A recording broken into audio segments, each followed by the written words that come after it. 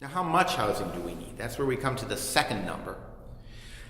Our projections at MAPC, and one of the things that we have at MAPC that I'm very proud of is a magnificent data services staff, 12 people under the direction of Tim Reardon, who do a wonderful job trying to figure out what's going on from a data perspective and then try and figure out ways to democratize that data and make it understandable and available to everybody in the region.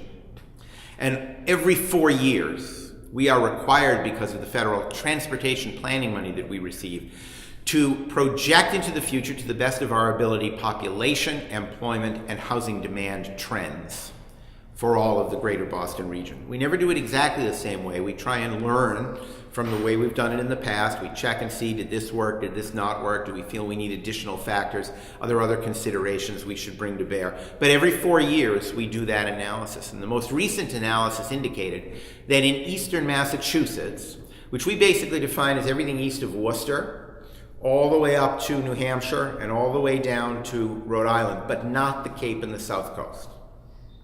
In that area, a very big area, about 2/3 of our population in Massachusetts lives in that area.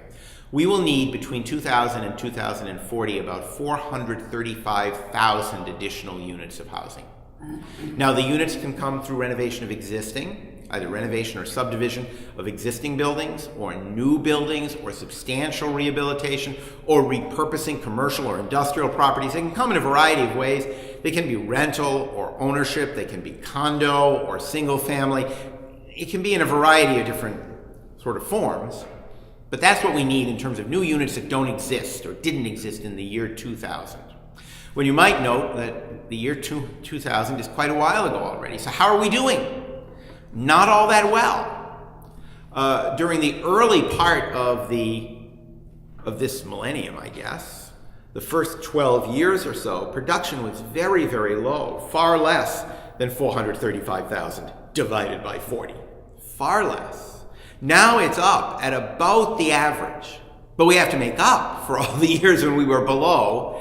And we have to assume that there will be some downturns in the economy between now and 2040, periods of time when it will not be economically feasible to build lots of housing.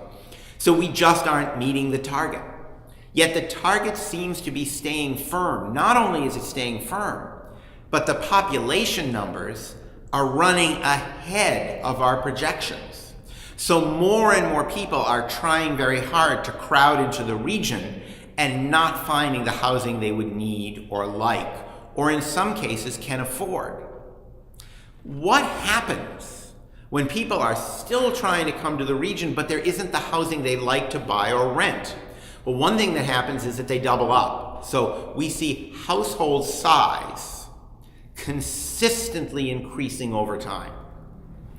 And it's interesting that household size is decreasing over time, which means that the demand is more and more, but sometimes people respond to that by doubling up and artificially constraining the reduction in household size that would normally occur because they can't afford to live by themselves.